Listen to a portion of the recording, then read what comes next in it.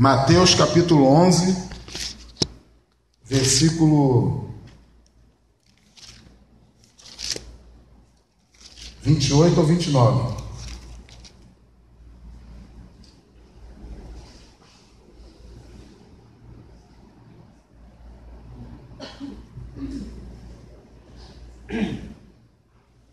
Todos acharam, amém? Amém. É um texto conhecido, está escrito assim: Vinde a mim, todos que estáis cansados e oprimidos, e eu vos aliviarei. Tomai sobre vós o meu jugo e aprendei de mim, que sou manso e humilde de coração, e encontrarei descanso para a vossa alma. Porque o meu jugo é suave e o meu fardo é leve. Vamos orar, irmãos? Curva a cabeça aí, vamos orar um pouquinho. Oremos ao Senhor. Senhor, meu Deus, meu Pai, Pai amado, Pai querido, lhe rendemos graças, Senhor, e agradecemos a Ti, Senhor, a oportunidade de nós estarmos aqui. Fala conosco nessa manhã, nos ajuda, Senhor, a nós permanecermos cada vez mais firmes, Senhor, na Tua presença. Aleluia. Abençoa-nos, Senhor, nos fortaleça, porque é o que nós precisamos. É que eu te peço no nome de Jesus Cristo. Amém. Irmãos, uma coisa importantíssima para a vida daqueles que buscam o crescimento espiritual e o crescimento emocional é o descanso no Senhor. Quem confia em Deus,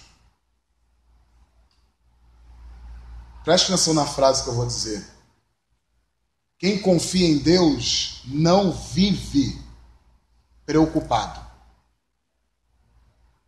Ele até pode ou se preocupa, mas ele não vive preocupado. Porque a sua mente lhe remete ao fato de que ele agora está em Cristo. E esta situação lhe traz refrigério na alma, lhe traz o descanso devido.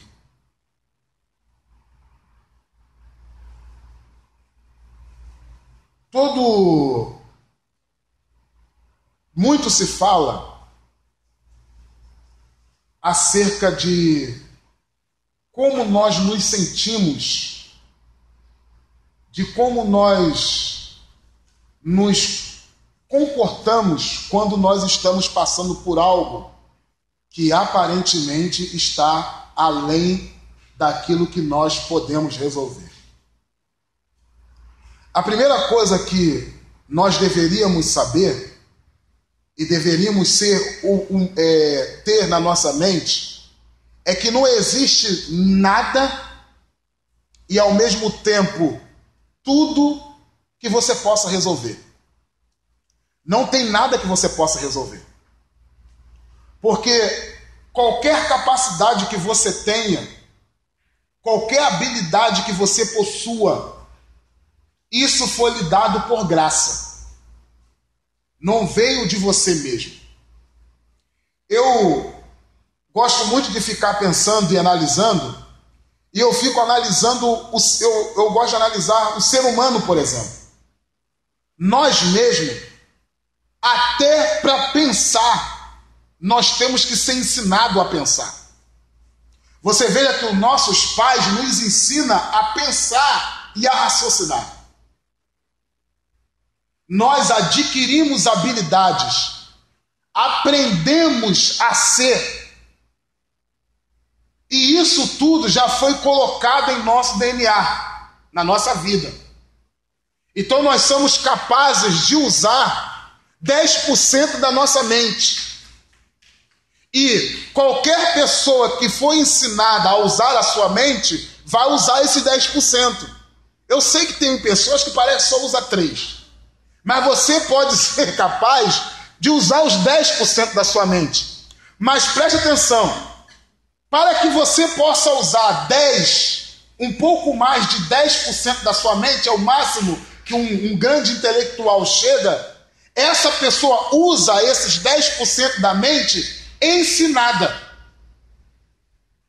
É como a sua mente fosse um HD e ele tivesse lá 1 terabyte, mas só foi lhe dado a 10% daquele tera para você poder usar.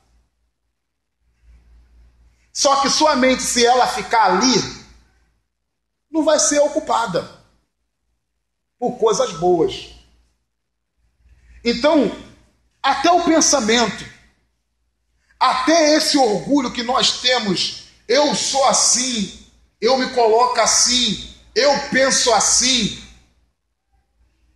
inerente de você, é só 30%, que mesmo assim é herdado do pai e da mãe. Quando se fala que o ser humano é fruto do meio, não está havendo nenhum exagero quanto a isso.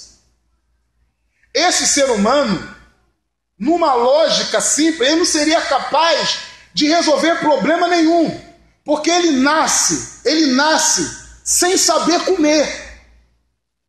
Preste atenção, irmãos, o ser humano sente fome, mas ele não sabe comer.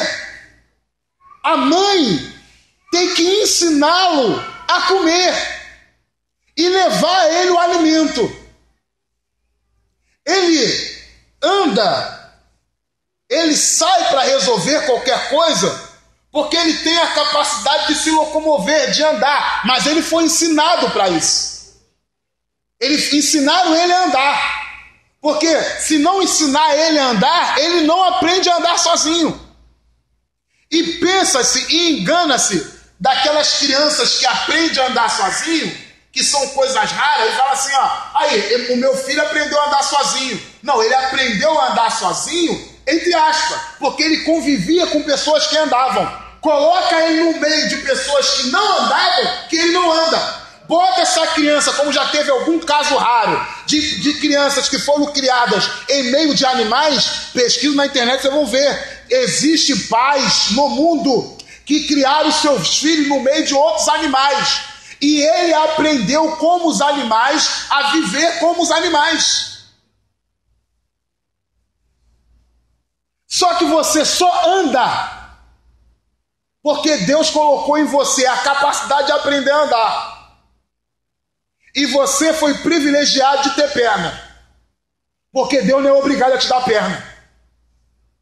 Se Deus fizer você nascer sem braço e sem perna, você continua sendo uma obra de Deus. Então, na lógica, o ser humano não tem capacidade de resolver problema nenhum. São criadas toda uma situação para que ele possa viver. Então Deus, quando criou o homem, criou ele com todas as suas capacidades e faculdades e volições e desejos, colocou o homem e colocou ele no Éden para lavar a terra. E a terra por si só dava o fruto, porque o homem não é capaz de fazer uma semente virar germinar e dali virar uma planta e ela dar fruto. Quem faz isso é Deus. A gente só planta e só colhe. E acha que nós fazemos alguma coisa. Planta e não deixa. E deixa Deus de fora do milagre para ver se nasce fruto. Porque a semente tem que morrer. E se não morrer, não dá fruto. Morrendo, está morto. Então o que acontece? O que acontece é uma ressurreição. Aquela semente, ela germina, brota e volta de novo à vida. E quem é que faz isso? É Deus. E faz isso nas plantas para que nós possamos ter testemunho científico que isso é possível ser feito na nossa vida. A grande questão é que o Senhor fala assim, ó, você vem a mim. Vindo a mim, você descansa. Preste atenção numa coisa. Quando Deus te criou, Ele te criou com capacidade física para ser aprendida e evoluída. Uma pessoa que se locomove mais, o corpo tem mais capacidade de fazer, de ter alcances físicos do que outras. Mas todo ser humano é capaz de fazer alguma realização física. E também você tem a sua capacidade intelectual. E ele também fez você com a capacidade emocional. Quando você se locomove, você está fazendo o que foi programado para fazer. De uma maneira racional e não de uma maneira que nós podemos falar instintiva. Ainda que hoje já se sabe que o homem, ele pensa de acordo com o seu instinto, com a sua vontade. Mas a razão não é anulada. Deus lhe fez o homem composto por corpo, alma e espírito. Na parte física, você se locomove e quando você se cansa, você para e descansa. Se você não descansar, se você não tiver aquelas 8 horas de sono, você no outro dia não consegue ser o mesmo profissional, o mesmo esportista, você não vai conseguir realizar a mesma obra com a mesma capacidade, com a mesma dedicação, vamos dizer assim, com a mesma eficácia. Obrigado, homem bonito. Estou mentindo. É bonito mesmo? Feio pra caramba. Então olha só, quando você estuda muito, já é comprovado pelas pessoas que são especialistas nesse assunto, e ele passa para você o seguinte: vai chegar o dia do concurso público, não adianta você estudar correndo. Descansa, se alimenta para que você possa descansar intelectualmente. Entendeu? Se você tem problemas na sua vida familiar, no seu casamento, no seu trabalho, você precisa se retirar um pouco para que você possa descansar emocionalmente. Você é físico, descansa fisicamente. Você é um ser emocional e se descansa emocionalmente. Agora você é um ser espiritual. Se descansa espiritualmente? Eu pergunto, o nosso lado espiritual cansa? O que é que significa quando a gente fala, sabe, eu estou cansado? A igreja parece que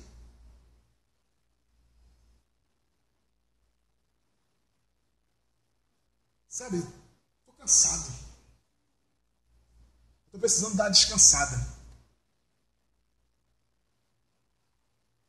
Aí, ele acha que, se afastando um pouco, ele vai se aliviar desse cansaço. Mas ele volta, e a igreja é a mesma, o Bruno continua aqui, cara.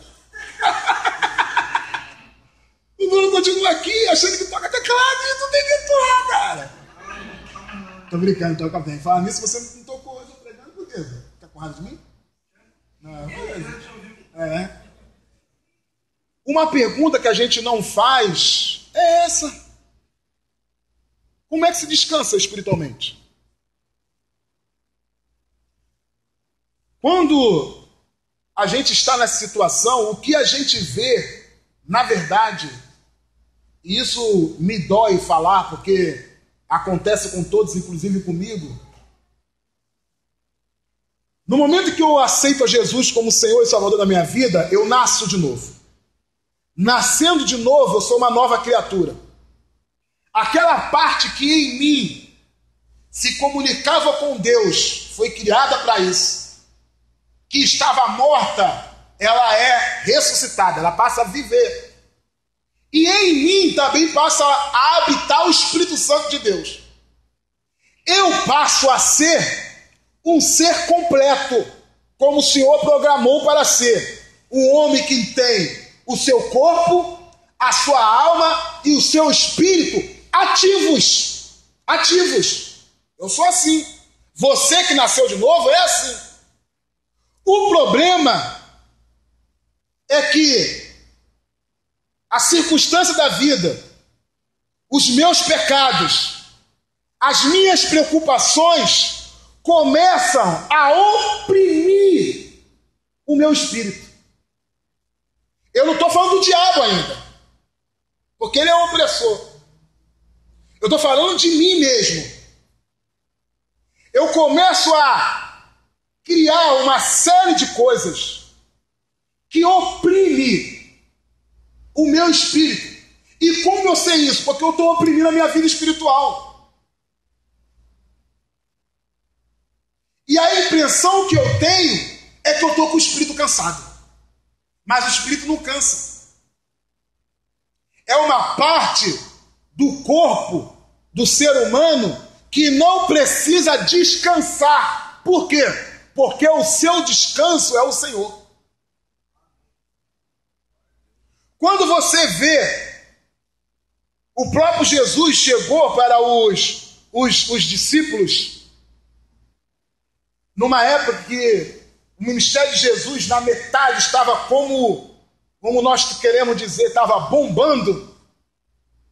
Jesus falou para os seus discípulos assim: venham, olha o que ele disse, venham para aqui um pouco e descansem. Aí o texto diz assim, ó, porque eram muitos que iam e vinham, e os seus discípulos não tinham nem tempo de comer. O Senhor Jesus percebeu que eles estavam cansados, mas não cansaço espiritual, cansaço físico. Cansaço espiritual, não.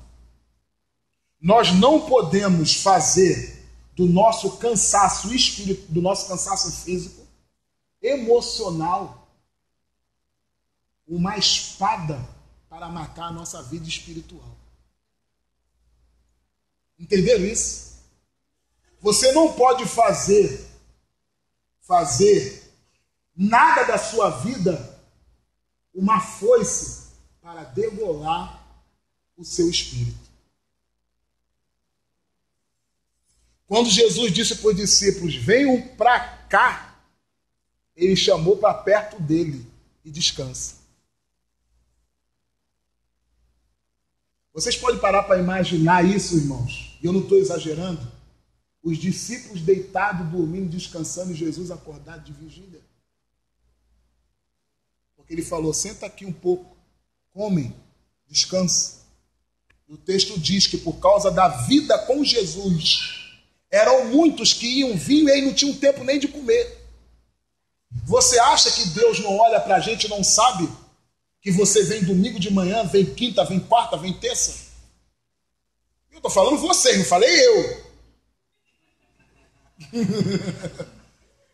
Ele sabe. Sabe uma coisa que Jesus sabe? E eu não gosto de usar esse termo aqui assim, mas vou usar como os pregadores pentecostais usam. Desceu fresquinha do céu. Quando a gente fala assim, o que eu estou fazendo aqui? Nessa igreja aqui na MCB.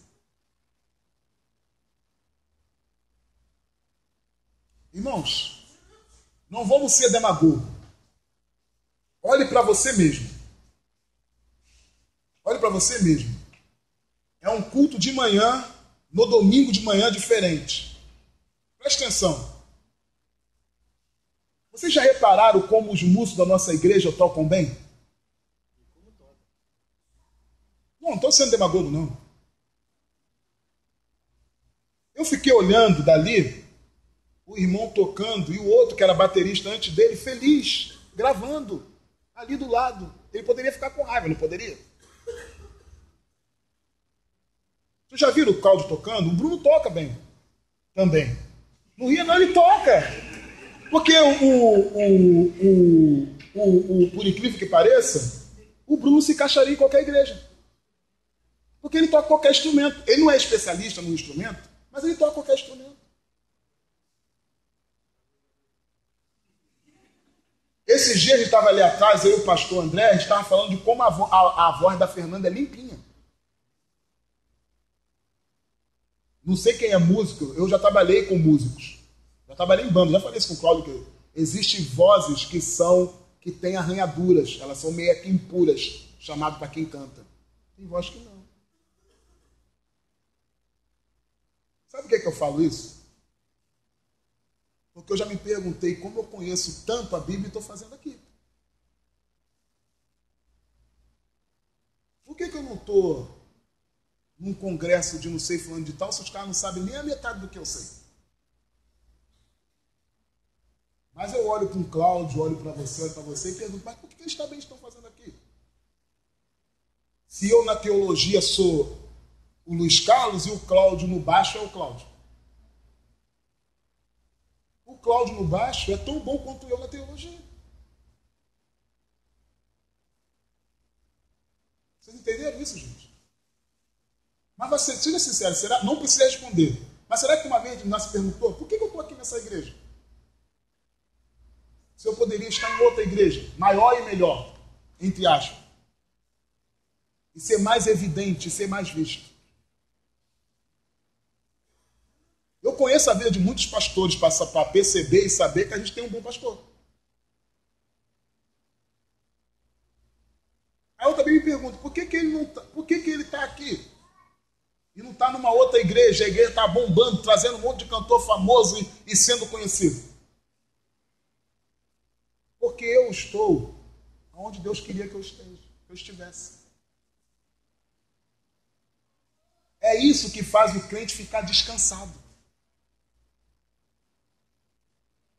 Na verdade, o que eu vejo e o que eu percebo é que o nosso cansaço e o nosso desânimo tem sido por coisas muito menores do que deveriam ser.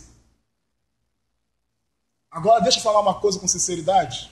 Nós, todos aqui da nossa igreja, nós não estamos com nenhuma causa daquelas que falam assim, ó, ou eu saio dessa causa, estou falando acerca do evangelho, ou eu perco a minha vida e perco a vida da minha família. Ninguém na nossa igreja tem uma causa dessa pelo evangelho. Mas nós estamos cansados. Porque o nosso cansaço, ele se passa na falta de resultado que nós pensamos que nós teríamos que ter. O nosso cansaço é manifestado nas palavras que saem, sem nós percebermos, e essa sai porque o nosso coração está cheio. O nosso cansaço é manifestado em nossas reclamações, no nosso dia a dia dentro de casa. O nosso cansaço é manifestado no nosso arrastamento, parecendo que nós temos corrente presa nos pés quando nós vamos sair da nossa casa para estar na casa de Deus.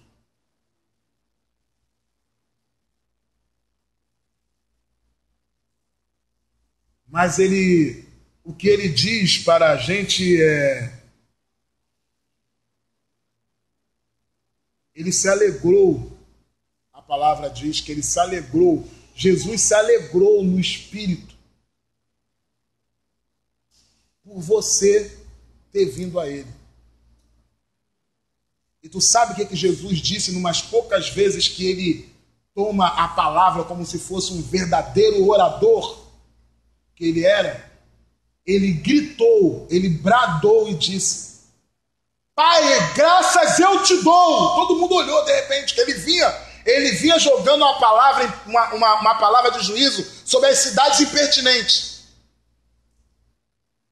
Ele veio jogando palavra de juízo sobre palavras impertinentes, mostrando que eles deveriam ter reconhecido, mas de repente disse: Pai, graças eu te dou, porque foi o Senhor que me escondeu deles e me revelou para eles, porque o Senhor quis assim, irmão. Sabe por que você viu Jesus, enxergou Jesus? Porque ele quis assim, Jesus se alegrou com isso, gente. Aí a frase que diz assim: agora que eu fui revelado a vocês, porque meu Pai escolheu vocês, quis que fossem vocês, venham a mim, vocês todos que estão cansados, oprimidos e sobrecarregados, venham até mim e eu vos aliviarei. Tirarei de vocês esse jugo, que era isso que deveríamos deixar cansado, que na verdade é isso que nos oprime, esse jugo do pecado, dessa busca de conquista da vida, dessa coisa louca, dessa vida louca do dia a dia. Venha a mim, Eu tiro de vocês o meu jugo, coloco sobre vocês o meu jugo. Esse meu jugo, ele é leve e é suave. E vocês vão aprender de mim. Viu como é que tudo a gente tem que aprender? De mim a serem mansos e humildes de coração. Assim é que vocês encontram refrigério para a sua alma. Gente, para que você tenha refrigério na alma, você tem que ser uma pessoa humilde e mansa de coração. Tu sabe o que Deus está querendo mesmo da gente? É que um dia, ou a nossa esposa, ou o nosso marido, chegue para a gente e fale assim, olha, nós temos que conquistar isso. Aí, o cônjuge fala, para que você se preocupa tanto? Já tá bom.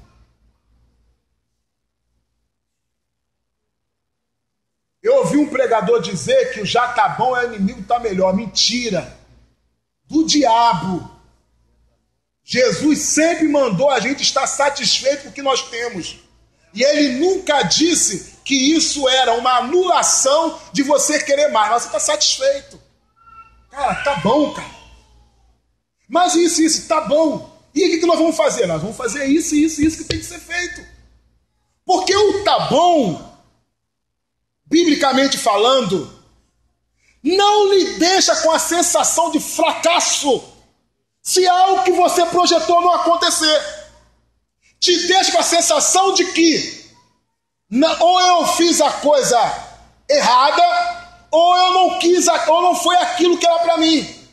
Automaticamente você olha, vai aparecer uma coisa menor. Estou dizendo que é maior. Menor. Maior é mole, todo mundo sabe. Menor e melhor. Porque é um erro achar que as coisas maiores são melhores. Queridos, presta atenção numa coisa. Todos os pais amam seus filhos. Mas vamos ser sinceros, o menor é melhor do que o maior. Ter um filho pequeno contigo é muito melhor do que ter um filho adulto. É muito melhor. Eu estou dando só um exemplo de que tem como ter coisas menores e melhores. O que falta na gente é esse descanso.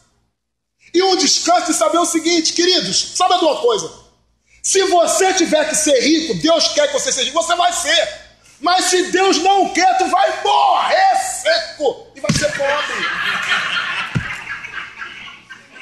Não tem jeito, meu querido. Aleluia, é esse mesmo. Sabe por quê, meus irmãos? Deixa eu falar com você o seguinte. Escute com você o seguinte. Presta atenção numa coisa. Vocês não vão entender, mas vão entender. O Michael Jackson fez o que fez e morreu preto. Porque ele mudou a pele, mas não se muda a raça, a origem, o que o Senhor fez e criou. Mas a grande questão é o seguinte. O Senhor, Ele quer te dizer não e sim. Ele não quer que você vá assim, então já que é para eu ser pobre, eu não vou fazer nada. Não, nunca disse isso. Ele nunca disse isso. Ele quer, o Senhor, ser soberano na sua vida para lhe abrir uma porta que Ele quiser. Abriu. Você anda. Mas se Ele fechar, você fica fechado. O que eu faço? Deixa aquela lá está aberta. Mas aquela porta não, mas é aquela, ela não quer. Aí tu vai lá. E se vai fechar? Você fica aí na porta perto, achar uma aberta. Se não tiver nenhuma aberta, tá bom. Não é que eu entro naquela porta lá, não sei o que tem ali dentro? Porque o homem e a mulher não sabem o que vai acontecer amanhã. Não sabe. Então ele pensa o quê? Deus tem que abrir essa porta para mim, porque se abrir essa porta para mim, vai ser assim, vai ser assim, vai ser assim. No livro de Provérbios, acho que o provérbio é Eclesiastes. No livro de Eclesiastes está escrito assim: o Senhor é que faz o dia bom e o dia mau. Para o quê? Não, pior que é mais triste do que isso. Só para que o homem não saiba o que vai acontecer amanhã. Gente, isso é muito sério. Ele faz o dia bom, o dia mau, só para que a gente não saiba assim, amanhã o meu dia vai ser bom. Mentira! Quantas vezes você dormiu pensando que não aconteceu nada e você foi surpreendido com um problema seríssimo? Mas o contrário também é verdadeiro. Então, se o contrário é verdadeiro, já aconteceu, você já recebeu na sua vida coisas que você nunca imaginou ter, não é justo você hoje não ter nada e querer largar Jesus. Não é justo, porque ele já te botou para você deitar em cama farta. Então eu te boto para você andar em pasto verdejante e você anda comigo. No dia que é no dia da sombra da morte, você quer largar o meu cajado e minha vara? Isso não é justo. Um pobre que sempre foi pobre tem até motivo, mas quem já teve dinheiro, quem já bebeu uísque Chivas como eu já bebi, fala sério, meu querido. Quem já bebeu cavalo branco? Então hoje eu não tenho. Um dia desse eu estava em casa, aí eu peguei a minha TV que a gente está pagando de 50 e tal, botei a minha música clássica, Beethoven, Vivaldi, Bach, que eu gosto de ouvir, Toscovs, só gosto de ouvir esses caras. Botei lá, peguei meu suco de uva, minha taça, deixei a luz meio apagada, peguei o meu livro, pego o meu livro para ler com a minha taça de suco de uva, que eu não bebo vinho, bebo suco de uva, minha taça de suco de uva, meu bom livro, minha música clássica, todos eles eu boto e li um livro. Eu gosto de fazer isso. Comecei a fazer agora, sempre gostei. Minha enteada falou assim: eu não sabia que você tinha esse gosto requintado. O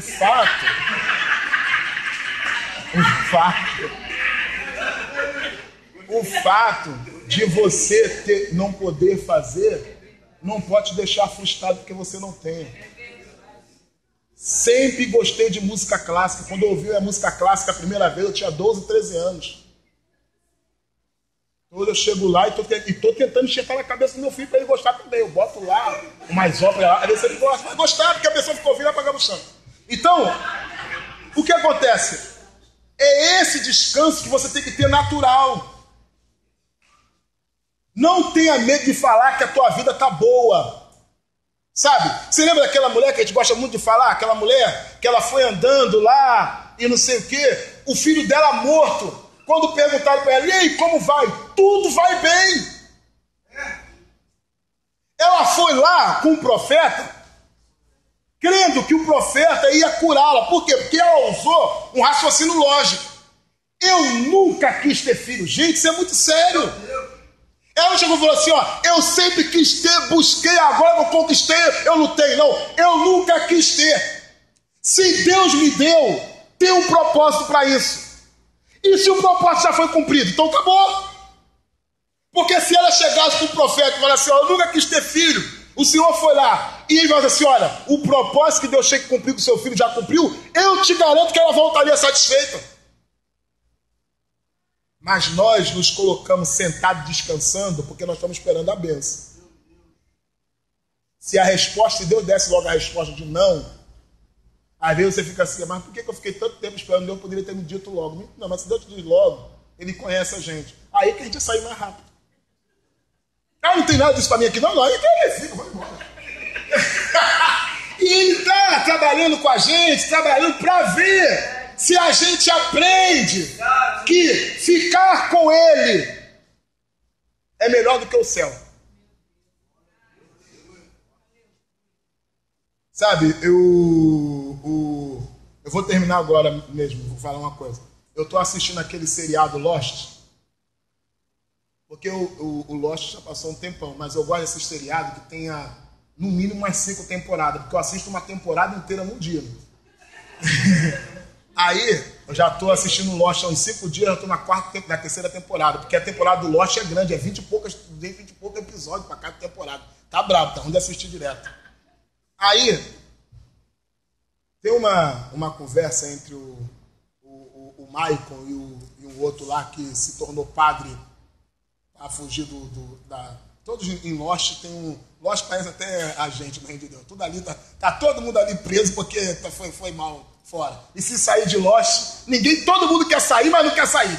Tu já repararam isso? Assistindo esse seriado? Não. Em Lost, todo mundo quer sair de Lost, mas não quer sair.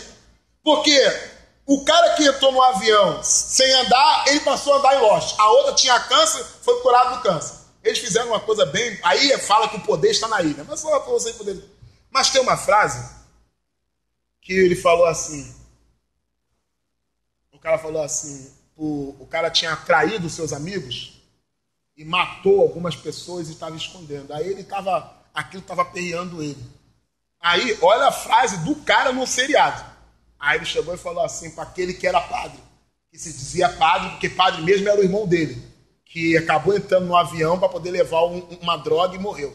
Aí ele estava lá construindo lá, ele estava no mato, aí o Mike perguntou para ele assim, você acredita no inferno? Aí ele virou para o Mike e falou assim, olha, um garotinho para salvar o seu irmão matou um homem. E ele, quando matou aquele homem, ele perguntou para mim se ele ia para o inferno por aquilo. Mas aí eu olhei para ele e vi que ele não estava preocupado. Ele não estava preocupado. Ele estava preocupado pelo fato dele ir para o inferno e não de ter se arrependido. Não respondeu nada e o cara ficou estarrecido. O que nós temos que viver no Evangelho é sempre essa expectativa de estar com Jesus. Quando lhe perguntarem assim, por que você não quer ir para o inferno? Você responda, porque Jesus não vai estar lá. Automaticamente a pessoa vai dizer, então é por isso que você quer ir para o céu? Sim. Vamos dar exemplo que no céu fosse um local de mais trabalho e mais luta contra o mal do que é aqui na terra. Mas lá teríamos a presença visível e constante do próprio Cristo.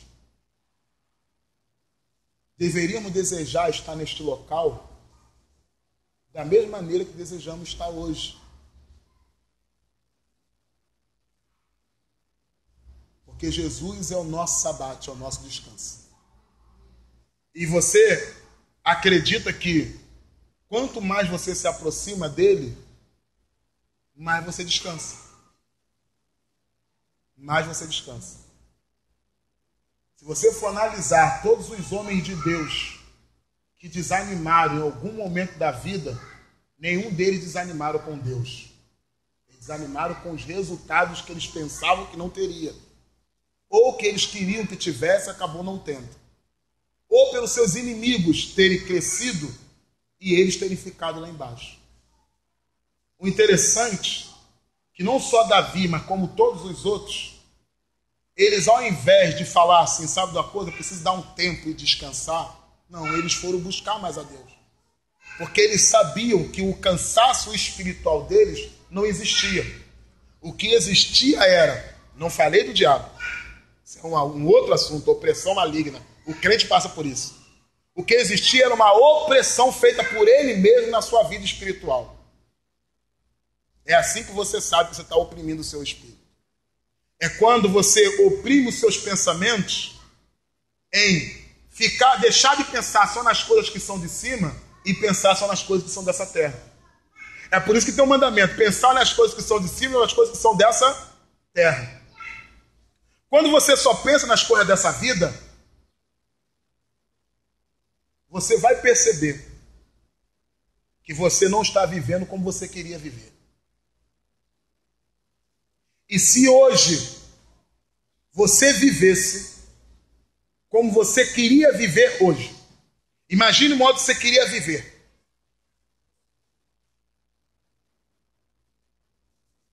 Você também ia perceber que você não estava vivendo como queria viver. Porque eu disse, nós somos produto do meio. E dependendo do meio que você esteja, você vai estar sempre ambicionando mais coisas. Vou falar de mim, que já tive até um passado com um pouquinho de dinheiro. Eu sei que teve gente que teve mais. Mesmo naquela época, eu era insatisfeito porque eu não vivia como eu queria viver. Então é mentira do diabo, da carne e do mal falar, antigamente eu vivia melhor do que hoje. Mentira. Porque se antigamente eu vivesse melhor do que hoje, no momento que eu vivesse daquele jeito, eu parava de buscar qualquer coisa. Nós vivemos, irmãos, numa luta inconstante de querer ter mais. E o que Jesus chegou para os seus que estavam ali cansados, por que ele disse para os pobres e para os oprimidos? É porque são os que mais buscam ter mais, gente. Não pensa que é o rico, não. Quem mais busca ter dinheiro é o pobre. Ele disse, senta aqui e descansa comigo. E eu quero ver se teu pensamento não muda. Amém, irmãos? Vamos nos colocar de pé? Vamos pedir a Deus? Vamos orar a Deus pela nossa vida?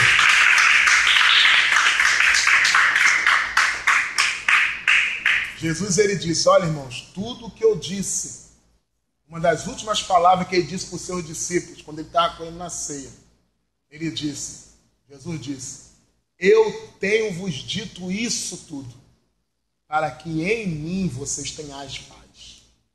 No mundo, vocês vão ter aflições, mas vivam animosamente, tende bom ânimo, porque eu venci o mundo. Você está com aquele que venceu o poder do mundo, venceu a potestade do mal. Quando lhe perguntarem, por que você não sai, não vamos curtir o carnaval hoje? Você já foi para o culto até hoje de manhã, vamos ali na praça ficar um pouco, depois você sai. Aí você fala, não quero. Por que você não quer? Não é ou não quer porque você não tem vontade.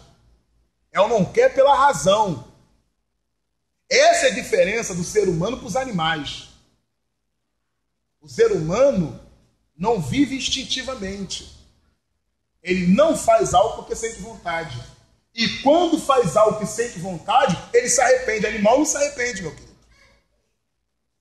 O animal não se arrepende. Tem algum outro animal que até tem algumas... Tá vendo? Eu vi um vídeo na internet de um cachorrinho que pegou algo escondido e ficou ali por causa de arrependido. Nunca se compara isso ao arrependimento que o homem tem. O arrependimento do homem é sentimento de morte. Esse é o arrependimento do homem. É o sentimento de se olhar e ver que ele é um miserável. E nós que somos crentes nos sentimos piores ainda. Porque nós conhecemos a Cristo, andamos com Cristo, muitas vezes fazemos o que os ímpios fazem.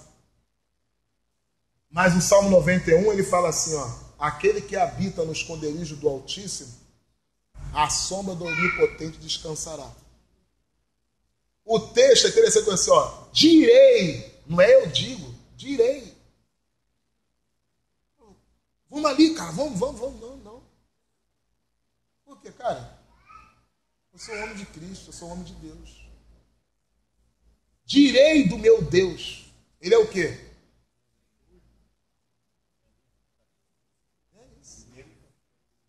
Entendeu o coisa? No que as pessoas se refugiam? No que as pessoas se sentem seguras? O Evangelho, a palavra de Deus, vai muito mais profundo do que nas questões que o mundo apresenta. Eu direi para ele do meu Deus. Cara, sabe a coisa? Ele é meu refúgio, a minha fortaleza. Ele. Entendeu? Isso não quer dizer que você não vai fazer. Você pode ter um bom emprego, você pode ser uma pessoa concursada, ter uma função pública, e a pessoa falar assim, pô, tu tem uma estabilidade, aí falar assim, você fala, tenho. Ah, também? Eu falo, não, que minha estabilidade é o Senhor, cara. Olha para o tempo passado e veja quantas estatais foram privatizadas e pessoas que se sentiam seguras ficaram desempregadas no outro dia. Procure os funcionários da Varig, veja que para entrar na Varig antigamente tinha que fazer concurso público. O cara deixava de ser um funcionário público para ser um funcionário da Varig. Hoje nem na Varig não se toca mais. Ela não é nem citada. As pessoas saíram de lá com a mão na frente e outra atrás. Porque o seguro de uma pessoa, ela está no bom emprego, ela está no bom casamento, isso tudo é resultado de que ela está segura. Se ela não estiver no bom emprego e o casamento dela ainda não estiver como ela queria, como deveria ser, mesmo assim ela fala, eu sou uma pessoa segura, porque eu descanso debaixo da mão do Onipotente. E sobre a sua sombra é que eu descanso. Amém, irmãos? O pastor vai orar e nós vamos embora para casa. Deus é bom. Glória a Deus. Louvado seja o nome do Senhor. Estamos dizendo aí o caso da Petrobras, né? Já era. 80 bilhões negativos. Quando o Luiz falou sobre quem nasceu para ser pobre, quem nasceu para ser rico, eu quero dizer que nasceu para ser rico, tá? Eu também. Você quer receber o Senhor na nossa física oferta? Vamos apresentar ao Senhor.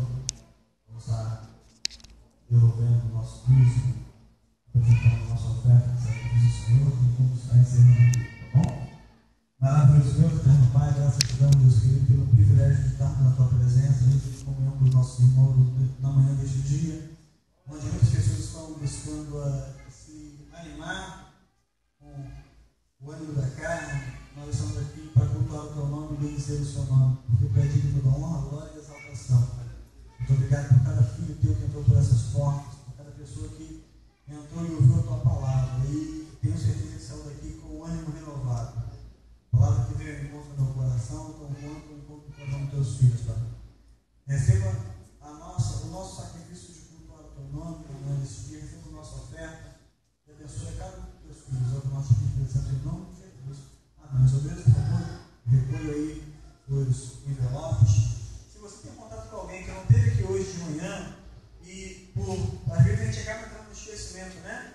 E você entra em contato e fala para ela que o culto não haverá culto à noite, tá? O culto foi de manhã, de repente você passou de percebido e não se deu conta. Aí já era, vai vir à noite, não vai ter ninguém aqui na igreja hoje à noite.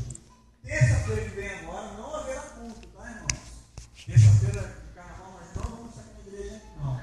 Quinta-feira estamos de volta. Eu quero contar com a tua presença aqui que nós estamos louvando a Deus, amém? Então, evangelista, vem cá trabalhar. Vem para a igreja, vem orar. A gente vai embora. Em nome de Jesus. Aleluia. Tá bom? Desde já, Deus abençoe os irmãos. Descanse bastante. Que você possa aproveitar esse período de feriado aí para descansar, curtir uma